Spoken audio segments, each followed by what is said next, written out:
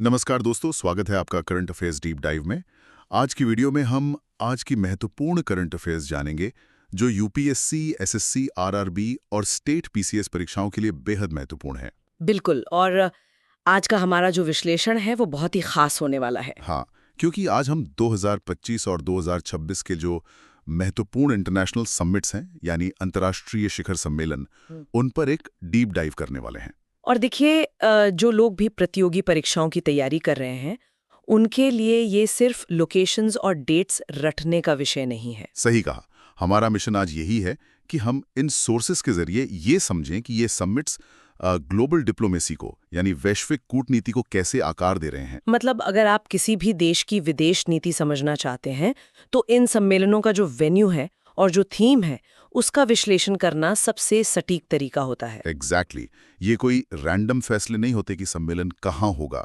तो चलिए शुरू करते हैं। Artificial intelligence. हाँ, एआई ये सबसे ज्वलंत मुद्दा है। दस्तावेजों के ढेर में सबसे ऊपर है ग्लोबल एआई इम्पैक्ट समिट, जिसका आयोजन 16 से 21 फरवरी 2026 के बीच नई दिल्ली के भारत मंडपम में हुआ। और यहाँ सबसे पहली नजर में जो बात अचंभित करती है वो इसका स्थान है। बिल्कुल, एआई जैसी अत्याधुनिक तकनीक की दिशा तय करने के लिए सिलिकॉन वैली या जिनेवा के बजाय ग्लोबल साउथ को चुना गया। दस्तावेजों में एआई के सामाजिक और आर्थिक प्रभावों को लेकर काफी चिंताएं जताई गई हैं। देखिए, ग्लोबल साउथ में इस आयोजन का होना महज एक संयोग नहीं है, ये एक बहुत बड़ा कूटनीतिक बयान है। विकासशील दुनिया ये स्पष्ट कर रही है कि एआई क्रांति का जो रिमोट कंट्रोल है वो सिर्फ कुछ चुनिंदा पश्चिमी टेक कंपनियों के हाथ में नहीं रह सकता। और इसमें एक मॉडल की बहुत चर्चा हुई है दस्तावेजों में। हाँ, इस सम्मेलन के दस्तावेजों में जिस एक सिद्धांत पर सबसे ज्यादा जोर दिया गया है वो है 3P का मॉडल।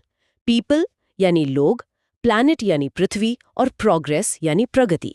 तो इसका सीधा अर्थ यह है कि तकनीक का विकास सिर्फ कॉर्पोरेट बैलेंस शीट को चमकाने के लिए ना हो, बल्कि आम इंसान के जीवन स्तर को सुधारे और पर्यावरण को तबाह ना करे। लेकिन यहाँ एक थोड़ा कड़वा सवाल भी तो उठता है। पीपल, प्लैनेट, प्रोग्रेस सुनने में किसी पीआर एजेंसी की बेहतरीन टैगलाइन जैसा लगता है। हाँ, बिल्कुल लगता है। तो क्या विकासशील देशों के पास सच में वो बुनियादी ढांचा या कंप्यूटिंग पावर है कि वे इन खरबपति टेक कंपनियों पर ये नियम थोप सकें, या फिर ये सिर्फ सम्मेलनों में दिया जाने वाला एक आदर्शवादी भाषण भर है? ये एक बहुत ही व्यवहारिक संशय है। और सच कहूं तो सम्मेलनों के कमरों में भी यही तनाव महसूस किया गया। विकासशील देशों के पास शायद अपना चैट जीपीटी बनाने का अरबों डॉलर का बजट ना हो, लेकिन उनके पास एक बहुत बड़ा हथियार है। डेटा और बाजार। बिल्कुल, दुनिया की सबसे बड़ी आबादी इन्हीं देशों में बसती है। बिना इस विशाल बाजार और डेटा के कोई भी एआई मॉडल सफल नहीं हो सकता। तो इस समिट के जरिए ग्लोबल साउथ ने ये रेखांकित किया कि अगर कंपनियों को इन बाजारों तक पहुंच चाहिए तो उन्हें 3P के नियमों का पालन करना ही होगा, खासतौर पर डेटा प्राइवेसी और स्थानीय रोजगार की सुरक्षा को लेके। ये एक तरह का सीधा सौदा है। ये नजरिया वाकई दिलचस्प है। बाजार की ताकत को कूटनीतिक हथियार की तरह इस्तेमाल करना। और जब बाजार की बात आती है तो सीधा ध्यान वैश्विक अर्थव्यवस्था को चलाने वाले सबसे बड़े गुटों पर जाता है। G20, G7 और ब्रिक्स। हाँ, ये तीनों वैश्विक अर्थव्यवस्था के मुख्य स्तंभ हैं। शुरुआत G20 से करते हैं, जिसकी स्थापना 1999 में हुई थी। दस्तावेजों के मुताबिक 2025 में इसका 20वां शिखर सम्मेलन दक्षिण अफ्रीका के जोहान्सबर्ग में हुआ और 2026 में 21वां सम्मेलन अमेरिका के मियामी में होने जा रहा है। पर जो बात इस पूरे G20 ढांचे को अब अलग बनाती है वो है 2023 के नई दिल्ली सम्मेलन में अफ्रीकी संघ का स्थायी सदस्य बनना। अफ्रीकन यूनियन का आना एक बहुत बड़ा बदलाव है। हाँ, ये तो है। अफ्रीकी संघ का शामिल होना पिछले एक दशक की सबसे बड़ी कूटनीतिक जीतों में से एक है। इसे सिर्फ एक प्रतीकात्मक कदम के रूप में नहीं देखा जाना चाहिए। मतलब जब G20 के नेता जोहान्सबर्ग और मियामी में बैठकर नीतियां बनाते हैं, या फिर इलेक्ट्रिक वाहनों के लिए जरूरी क्रिटिकल मिनरल्स पर, तो अफ्रीका के पास अब वीटो करने या अपनी शर्तें मनवाने की शक्ति है। पहले उनके बारे में फैसले लिए जाते थे। बिल्कुल, पहले अफ्रीका महाद्वीप के बारे में फैसले लिए जाते थे, अब वे खुद मेज पर बैठकर अपने लिए फैसले ले रहे हैं। ये वैश्विक आर्थिक सत्ता के विकेंद्रीकरण का एक बड़ा सबूत है। और सत्ता के इसी विकेंद्रीकरण के बीच एक ऐसा समूह भी है जो अपनी एक्सक्लूसिव पहचान बनाए रखना चाहता है, G7। दुनिया की 7 प्रमुख विकसित अर्थव्यवस्थाओं का क्लब। हाँ, जो 1975 में बना था। 2025 का 51वां सम्मेलन कनाडा के कनेनस्किस में हुआ और 2026 का 52वां सम्मेलन फ्रांस के एवियन में होगा। यहाँ बात सच में बहुत दिलचस्प हो जाती है। भारत की मौजूदगी को लेकर। हाँ, भारत G7 का स्थायी सदस्य नहीं है, लेकिन लगातार कई सालों से और इन आगामी सम्मेलनों में भी भारत को एक विशेष अतिथि के रूप में आमंत्रित किया जा रहा है। ये एक ऐसा वीआईपी क्लब लगता है जो अपने एक पड़ोसी को हमेशा पार्टी में बुलाता है, लेकिन क्लब की मेंबरशिप नहीं देता। इसके पीछे क्या रणनीति है? ये तुलना काफी हद तक सटीक है। देखिए, G7 देशों की अपनी एक वैचारिक और आर्थिक एकरूपता है जिसे वो बनाए रखना चाहते हैं। लेकिन उन्हें हकीकत भी पता है। एकदम सही। आज अगर दुनिया को चीन पर अपनी आर्थिक निर्भरता कम करनी है, जिसे कूटनीतिक भाषा में China+1 रणनीति कहा जाता है, तो इसके लिए एक विशाल और स्थिर लोकतांत्रिक विकल्प चाहिए। सप्लाई चेन को सुरक्षित करना हो या महंगाई को काबू में रखना हो। हाँ, भारत की विनिर्माण क्षमता और उपभोक्ता बाजार के बिना ये गणित सुलझ ही नहीं सकता। इसलिए भारत को मेज पर रखना G7 के लिए कोई परोपकार नहीं है, बल्कि उनकी अपनी अर्थव्यवस्थाओं को बचाने की एक रणनीतिक मजबूरी है। और शायद पश्चिमी देशों की इसी मजबूरी का फायदा ब्रिक्स उठा रहा है। ब्राजील, रूस, भारत, चीन और दक्षिण अफ्रीका से शुरू हुआ ये समूह अब काफी बड़ा हो चुका है। हाँ, अब इसका काफी विस्तार हो गया है। 2025 का 17वां सम्मेलन ब्राजील के रियो डी जेनेरियो में आयोजित हुआ और इसकी थीम थी समावेशी और टिकाऊ शासन के लिए ग्लोबल साउथ सहयोग को मजबूत करना। ये थीम बहुत कुछ कहती है। और इसके बाद 2026 का 18वां सम्मेलन भारत में प्रस्तावित है, जिसकी नींव रखने के लिए जनवरी 2026 में नई दिल्ली में एक अहम ब्रिक्स शेरपा मीटिंग हुई। ब्रिक्स की ये थीम और शेरपा मीटिंग दोनों बहुत महत्वपूर्ण है। सबसे पहले शेरपा शब्द को समझते हैं। हाँ, ये शब्द काफी बार आता है। पहाड़ों पर चढ़ाई करने वाले शेरपाओं की तरह ही कूटनीति में शेरपा वो वरिष्ठ अधिकारी होते हैं जो असली सम्मेलन से महीनों पहले रातों की नींद खराब करके दस्तावेज, संधियां और विवादित मुद्दों का निपटारा करते हैं। मतलब नेता तो बस अंत में आके अंतिम दस्तावेज पर मोहर लगाते हैं। बिल्कुल। और नई दिल्ली में हुई इस शेरपा मीटिंग के नोट्स इशारा करते हैं कि ब्रिक्स अब सिर्फ पश्चिमी देशों की आलोचना करने वाला मंच नहीं रहना चाहता। तो वो क्या विकल्प दे रहे हैं? वे वैकल्पिक भुगतान प्रणालियों यानी ऑल्टरनेटिव पेमेंट सिस्टम्स और डॉलर पर निर्भरता कम करने जैसी ठोस और समानांतर व्यवस्थाएं खड़ी करने की कोशिश कर रहे हैं। लेकिन यहाँ भी एक पेच है। ब्रिक्स का विस्तार तो हो रहा है, लेकिन क्या इतने अलग-अलग राजनीतिक और रणनीतिक हितों वाले देश कभी किसी एक ठोस फैसले पर पहुंच सकते हैं? ये एक बहुत बड़ी चुनौती है उनके लिए। इसी से जुड़ा है हमारा अगला पड़ाव, क्षेत्रीय सहयोग और संगठन। जब हम शंघाई सहयोग संगठन यानी SCO की बात करते हैं, तो ये विरोधाभास बहुत साफ दिखता है। हाँ, SCO की बैठकें इसका अच्छा उदाहरण है। 31 अगस्त से 1 सितंबर 2025 के बीच चीन के तियानजिन में 25वां SCO शिखर सम्मेलन हुआ, जहां तियानजिन डिक्लेरेशन को अपनाया गया। और उससे ठीक पहले किंगडाओ में भी एक अहम बैठक हुई थी। सीमा पर भारी तनाव रहता है और दूसरी तरफ वे उसी मेज पर बैठकर आतंकवाद और सुरक्षा पर घोषणा पत्र साइन कर रहे होते हैं। ये दोहरापन कैसे काम करता है? अंतर्राष्ट्रीय कूटनीति में इसे कंपार्टमेंटलाइजेशन कहा जाता है, यानी एक विवाद को दूसरे सहयोग के आड़े न आने देना। SCO यूरेशिया क्षेत्र का सबसे बड़ा सुरक्षा संगठन है। और भारत के लिए वहां होना जरूरी है? हाँ, भारत ये भली भांति जानता है कि मध्य एशिया तक पहुंचने के लिए और उस क्षेत्र में आतंकवाद के पनपने पर नजर रखने के लिए SCO में उसकी मौजूदगी अनिवार्य है। भले ही सीमा पर तनाव हो, लेकिन अगर आप उस कमरे में मौजूद नहीं हैं जहां नीतियां बन रही हैं, तो नीतियां आपके खिलाफ ही बनेंगी। तो तियानजिन डिक्लेरेशन और रक्षा मंत्रियों की बैठक इसी कूटनीतिक यथार्थवाद का उदाहरण है? बिल्कुल। मतभेद अपनी जगह हैं, लेकिन बातचीत के चैनल पूरी तरह बंद कर देना सबसे बड़ा रणनीतिक जोखिम होता है। ये बहुत ही सधावा दृष्टिकोण है।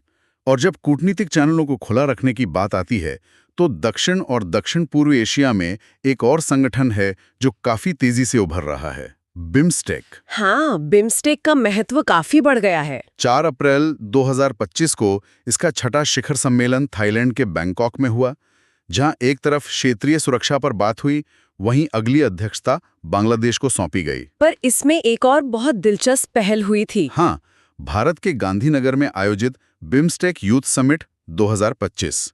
एक कूटनीतिक संगठन युवाओं के लिए अलग से सम्मेलन क्यों कर रहा है? क्योंकि बिम्स्टेक को समझ आ गया है कि अगर किसी क्षेत्रीय संगठन को लंबे समय तक प्रासंगिक बने रहना है तो वो केवल नौकरशाहों और राजनेताओं के भरोसे नहीं चल सकता। पर सार्क के निष्क्रिय होने के बाद तो वैसे भी बिम्स्टेक ही बचा है। सही कहा। सार्क के धीमे पड़ने के बाद बिम्स्टेक दक्षिण एशिया और दक्षिण पूर्वी एशिया के बीच सबसे अहम रणनीतिक और आर्थिक पुल बन गया है। गांधीनगर का ये यूथ समिट दरअसल भविष्य के उद्यमियों, शोधकर्ताओं और नीति निर्माताओं के बीच एक कनेक्टिविटी बनाने का प्रयास है, ताकि आगे चलकर व्यापार और विचार साझा करना आसान हो जाए। हाँ, अगर इन देशों के युवा एक दूसरे के साथ जुड़ेंगे तो लंबी अवधि में इस पूरे क्षेत्र की अर्थव्यवस्था को एक सूत्र में बांधना कहीं अधिक आसान हो जाएगा। दक्षिण पूर्व एशिया की बात हो और आसियान का जिक्र ना हो, ऐसा तो मुमकिन ही नहीं है। 2025 का 47वां आसियान शिखर सम्मेलन मलेशिया के कुआलालंपुर में आयोजित हुआ, जिसकी थीम थी इंक्लूसिविटी और सस्टेनेबिलिटी। और भारत आसियान का सदस्य ना होकर भी उसका एक बेहद मजबूत रणनीतिक साझेदार है। बिल्कुल। सम्मेलनों के दस्तावेज बताते हैं कि इस बार समुद्री सहयोग और सुरक्षा पर सबसे अधिक जोर दिया गया है। इसके अलावा एक और अहम घटनाक्रम रहा, तिमोर लेस्ते को नया सदस्य बनाने की प्रक्रिया को औपचारिक रूप दिया गया। आसियान के इस सम्मेलन में समुद्री सुरक्षा पर इतना जोर दिया जाना वैश्विक व्यापार के लिहाज से बहुत अहम है। जैसे मलक्का जलडमरू मध्य की सुरक्षा। हाँ, मलक्का स्ट्रेट जैसी जगह है जहाँ से होकर दुनिया का एक बहुत बड़ा हिस्सा व्यापार करता है। इन्हीं आसियान देशों के इर्द गिर्द है। भारत की एक्ट ईस्ट नीति के लिए ये क्षेत्र न केवल व्यापारिक रूप से बल्कि सुरक्षा के नजरिए से भी महत्वपूर्ण है, क्योंकि इंडो पैसिफिक क्षेत्र में तनाव बढ़ रहा है। बिल्कुल। हर देश ये सुनिश्चित करना चाहता है कि समुद्री रास्ते खुले और सुरक्षित रहें। तिमोर लेस्ते का जुड़ना ये भी दिखाता है कि आसियान अपना दायरा बढ़ा रहा है ताकि क्षेत्र में किसी एक बड़ी महाशक्ति का दबदबा न बन जाए। और समुद्री रास्तों और सुरक्षा की इस चर्चा से ये बिल्कुल साफ हो जाता है कि क्षेत्रीय कूटनीति के पीछे असल चिंता रक्षा की ही होती है। सुरक्षा सबसे पहली प्राथमिकता होती है। और रक्षा संधियों के मामले में दुनिया का सबसे बड़ा नाम है नेटो। 1949 में बना यह संगठन, जिसका मुख्यालय ब्रुसेल्स में है, अब भी वैश्विक सुरक्षा का केंद्र बिंदु है। 2025 में नेटो का सम्मेलन नीदरलैंड के द हेग में हुआ और 2026 में ये तुर्की के अंकारा में प्रस्तावित है। नेटो का पूरा अस्तित्व उसके आर्टिकल 5 पे टिका है, जो कहता है कि एक सदस्य पर हमला सभी पर हमला माना जाएगा। लेकिन अब ये सिर्फ यूरोप तक सीमित नहीं है ना? बिल्कुल नहीं। जो चीज इस वक्त सबसे ज्यादा ध्यान देने लायक है वो ये है कि नाटो के वर्तमान सेक्रेटरी जनरल मार्क रूटे के नेतृत्व में ये संगठन अब सिर्फ यूरोप या अटलांटिक तक सीमित नहीं सोच रहा है। तो द हेग और अंकारा के सम्मेलनों के एजेंडे में क्या नया है? इन सम्मेलनों में साइबर सुरक्षा, अंतरिक्ष में रक्षा तकनीक और सबसे महत्वपूर्ण इंडो पैसिफिक क्षेत्र के लोकतांत्रिक देशों के साथ सहयोग बढ़ाने पर लंबी चर्चाएं शामिल हैं। नाटो ये समझ चुका है कि भविष्य के युद्ध सिर्फ पारंपरिक हथियारों से और जमीन पर नहीं लड़े जाएंगे। अब सुरक्षा की बात हो रही है तो क्वाड समिट का जिक्र भी आता है। भारत, अमेरिका, जापान और ऑस्ट्रेलिया का ये रणनीतिक समूह, कई लोग इसे एशिया का नाटो कह देते हैं, जो कि पूरी तरह से गलत है। क्वाड कोई सैन्य गठबंधन नहीं है। तो इसका मुख्य उद्देश्य क्या है फिर? इसका फोकस इंडो पैसिफिक क्षेत्र में स्थिरता, तकनीकी सहयोग, वैक्सीन डिस्ट्रीब्यूशन और क्लाइमेट चेंज जैसी चीजों पर है। ये एक सॉफ्ट काउंटर बैलेंस है। तो मतलब ये आक्रामक नहीं बल्कि कंस्ट्रक्टिव अप्रोच है। बिल्कुल सही। इसका असल जमीनी प्रभाव क्या है? ये एक बहुत ही वाजिब सवाल है। देखिए, क्वाड को हार्ड पावर यानी सैन्य शक्ति के बजाय स्मार्ट पावर के रूप में देखना चाहिए। स्मार्ट पावर मतलब? भले ही इसमें कोई आर्टिकल 5 जैसी संधि ना हो, लेकिन जब ये 4 देश एक साथ आते हैं तो वे पूरे इंडो पैसिफिक क्षेत्र में क्रिटिकल टेक्नोलॉजी के मानक तय करते हैं, पनडुब्बी केबल्स की सुरक्षा सुनिश्चित करते हैं और समुद्री निगरानी भी करते हैं। हाँ, मैरीटाइम डोमेन डोमेयरनेस के जरिए अवैध शिकार और तस्करी पर सैटेलाइट से नजर रखते हैं। छोटे द्वीपीय देशों के लिए ये बहुत बड़ी मदद है। मतलब उन्हें किसी गुट में शामिल होने के लिए मजबूर नहीं किया जाता। बिल्कुल, ये देशों को एक ऐसा विकल्प देता है जहां वे किसी सैन्य गुटबाजी का हिस्सा बने बिना भी सुरक्षित और स्वतंत्र रह सकें। इसकी ताकत इसकी सैन्य संधियों में नहीं बल्कि इसकी आर्थिक और तकनीकी क्षमताओं के तालमेल में है। कूटनीति, तकनीक, अर्थव्यवस्था और रक्षा, इन सब पर नीतियां बन रही हैं, लेकिन इन सब नीतियों का क्या मोल रह जाएगा अगर वो धरती ही रहने लायक न बचे जहां इन्हें लागू होना है? जलवायु परिवर्तन सबसे बड़ा संकट है। इसलिए चर्चा के अंतिम पड़ाव पर बात करते हैं, पृथ्वी के भविष्य की, कॉप सम्मेलनों की। 2025 का कॉप 30 सम्मेलन 10 से 21 नवंबर के बीच ब्राजील के बेलेम शहर में हुआ और 2026 का कॉप 31 तुर्की के अंतालिया में तय किया गया है। और बेलेम शहर का चुनाव अपने आप में एक बहुत बड़ी कूटनीतिक घटना है, क्योंकि ये शहर सीधे तौर पर अमेज़न वर्षावन के मुहाने पर बसा है। हाँ, है ना? बिल्कुल। दुनिया भर के राष्ट्राध्यक्षों और हजारों कूटनीतिज्ञों को स्विट्जरलैंड के किसी ठंडे और आरामदायक शहर की बजाय अमेज़न के उमस भरे और चुनौतीपूर्ण माहौल में ले जाना कोई लॉजिस्टिक फैसला नहीं था। अमेज़न को तो पृथ्वी का पेपड़ा कहा जाता है। हाँ, जब आप उन जंगलों के करीब बैठकर जलवायु परिवर्तन पर दस्तावेज ड्राफ्ट करते हैं तो वो महज एक कागजी कार्रवाई नहीं रह जाती। और दस्तावेजों से क्या पता चलता है? दस्तावेजों से साफ पता चलता है कि कॉप 30 में चर्चा केवल कार्बन उत्सर्जन कम करने तक सीमित नहीं रही, बल्कि उन देशों को मुआवजा देने यानी लॉस एंड डैमेज फंड पर सबसे तीखी बहसें हुईं, जो जलवायु परिवर्तन का सबसे ज्यादा खामियाजा भुगत रहे हैं। और अंतालिया में होने वाले कॉप 31 में भी शायद यही मुद्दा मुख्य रहेगा। हाँ, वहां भी इसी आर्थिक जिम्मेदारी को तय करने पर ध्यान केंद्रित किया जाएगा। तो अगर आज मेज पर रखे इन तमाम सम्मेलनों के दस्तावेजों को एक साथ जोड़कर देखा जाए तो तस्वीर काफी साफ हो जाती है। AI समिट से लेकर G20 और ब्रिक्स के आर्थिक फैसलों तक, शंघाई सहयोग संगठन की क्षेत्रीय सुरक्षा से लेकर नाटो और क्वाड की भू राजनीति तक, और अंत में कॉप के जरिए पर्यावरण को बचाने की जद्दोजहद तक। ये सब कुछ एक ही बड़े बदलाव का हिस्सा है। हाँ, वो बदलाव जहां ग्लोबल साउथ अब सिर्फ मूक दर्शक नहीं है बल्कि अपनी शर्तें मनवा रहा है। इस पूरी तस्वीर में एक बात जो सबसे स्पष्ट है वो ये है कि दुनिया अब किसी एक ध्रुव या एक शक्ति के इशारों पर नहीं चल रही है। कूटनीति अब ब्लैक एंड व्हाइट नहीं रही, ये कई अलग अलग ग्रे शेड्स में काम कर रही हैं, जहां देश अपनी सुविधानुसार अलग अलग गुटों के साथ खड़े नजर आते हैं। और इन सभी कूटनीतिक पन्नों को खंगालने के बाद अंत में एक ऐसा विचार सामने आता है जो थोड़ा विचलित भी करता है और सोचने पर मजबूर भी करता है। हाँ, तकनीक के बढ़ते प्रभाव को लेकर हम आज तक मानते आए हैं कि दुनिया का भविष्य तय करने वाली सबसे बड़ी ताकतें ये राष्ट्र और उनकी सरकारें हैं, लेकिन जिस तरह से तकनीक, विशेषकर AI, तेजी से सीमाओं को पार कर रही है, मेरा मानना है कि आने वाले 1 या 2 दशकों में ऐसा समय आएगा जब इन अंतर्राष्ट्रीय सम्मेलनों की मेज पर सिर्फ प्रधानमंत्री और राष्ट्रपति नहीं बैठेंगे। तो और कौन बैठेगा? क्या वैश्विक एजेंडा तय करने के लिए इन देशों को दुनिया की 3-4 सबसे बड़ी टेक कंपनियों के CEO को एक संप्रभु राष्ट्र के बराबर का दर्जा देकर बगल की कुर्सी पर बिठाना पड़ेगा? ये बहुत ही डरावना लेकिन सच के करीब विचार है, क्योंकि शायद आने वाले वक्त में असली सत्ता सरकारों के पास नहीं बल्कि उन सर्वरों और एल्गोरिदम्स के पास होगी जो किसी देश की सीमा को नहीं मानते। भविष्य की कूटनीति सिर्फ देशों के बीच नहीं बल्कि सरकारों और इन तकनीकी साम्राज्यों के बीच होगी। इसी विचार उत्तेजक और गहरे सवाल के साथ आज के इस विस्तृत विश्लेषण को यहीं विराम देते हैं। उम्मीद है कि इन तमाम दस्तावेजों और कूटनीतिक दांव-पेचों को डिकोड करने की ये कोशिश 2025 और 26 की वैश्विक राजनीति को समझने में एक कारगर लेंस साबित होगी। ऐसे ही सवाल उठाते रहिए और दुनिया के इस बदलते नक्शे को करीब से देखते रहिए।